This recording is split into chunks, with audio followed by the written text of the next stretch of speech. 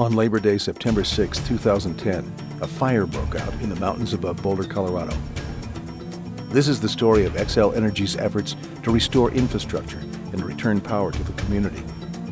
As you'll see, the Fourmile fire was an emergency that challenged crews in ways that no other kind of disaster can. And it is the story of people who will do anything to turn the lights back on.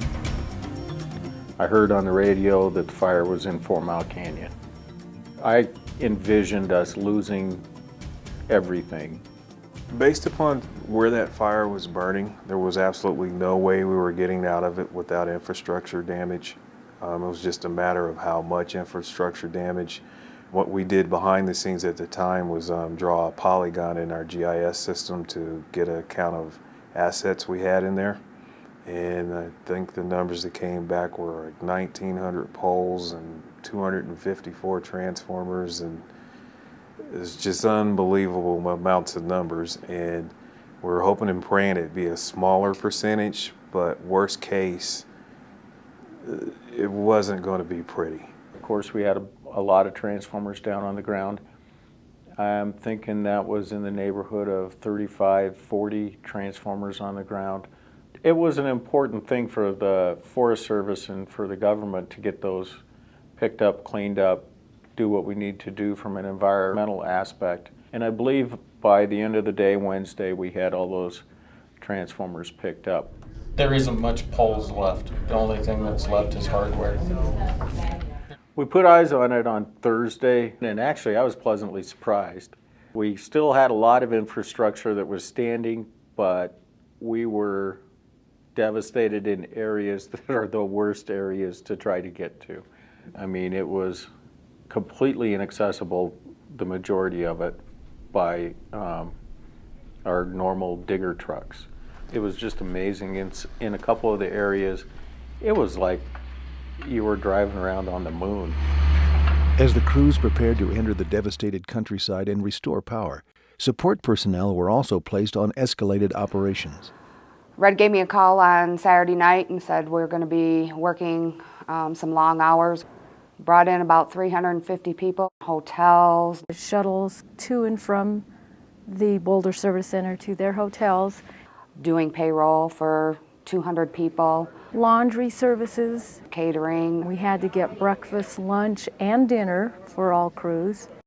As soon as the federal authorities allowed Xcel Energy access, crews were ready, and they worked like heroes in brutal conditions. In a fire, everything is different. In a fire, the land is unrecognizable, the roads are unrecognizable.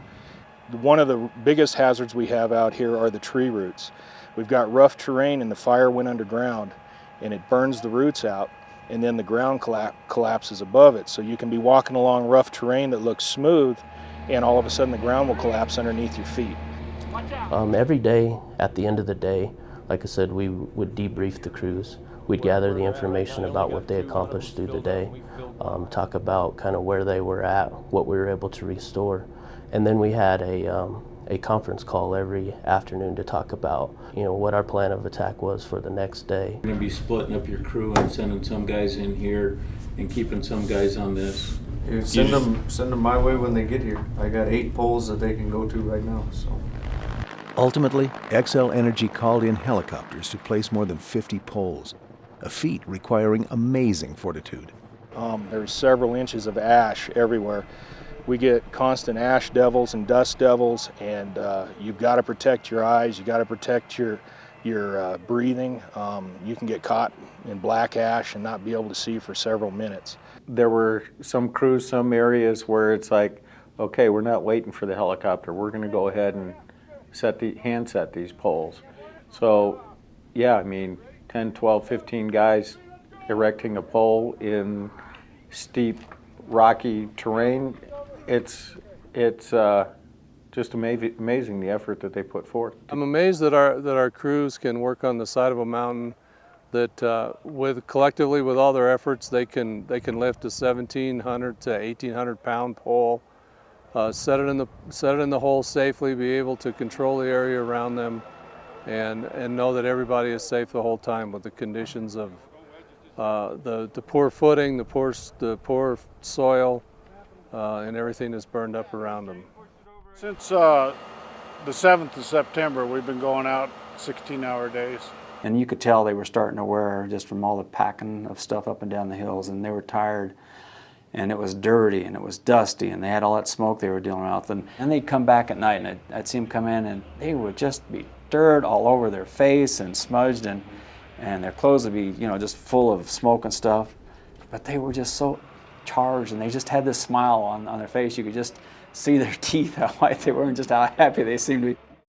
It's amazing. It's you see the guys that are up there and the work they're doing, and they're working in very adverse conditions, and it's just amazing to see how hard they work every single day, day after day, 16 hours a day.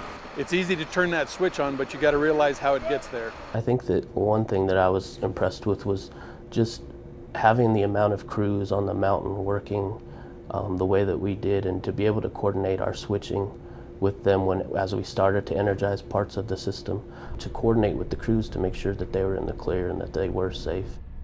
The best part of the whole thing, as of this time, I mean, we have not had an injury on this job.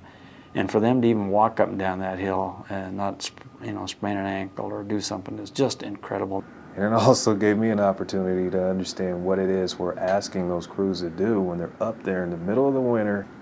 There are some places in there that you literally have to hike in, and I can't imagine trying to get up some of these dirt roads or up this hillside in the snow at night and trying to identify our assets.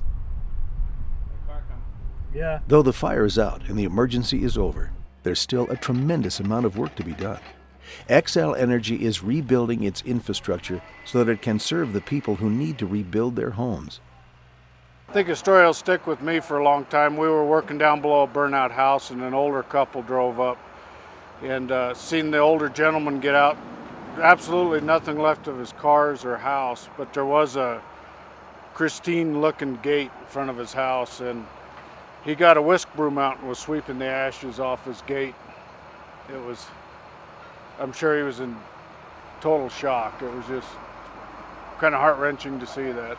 So now I'm concerned with flooding and mudslides and all that stuff. So we're trying to assess what that looks like going forward. You know, so I can't see a mudslide or anything not impacting our assets. So I don't think the story's quite done yet. Xcel Energy thanks all of the men and women who committed themselves to this tremendous effort.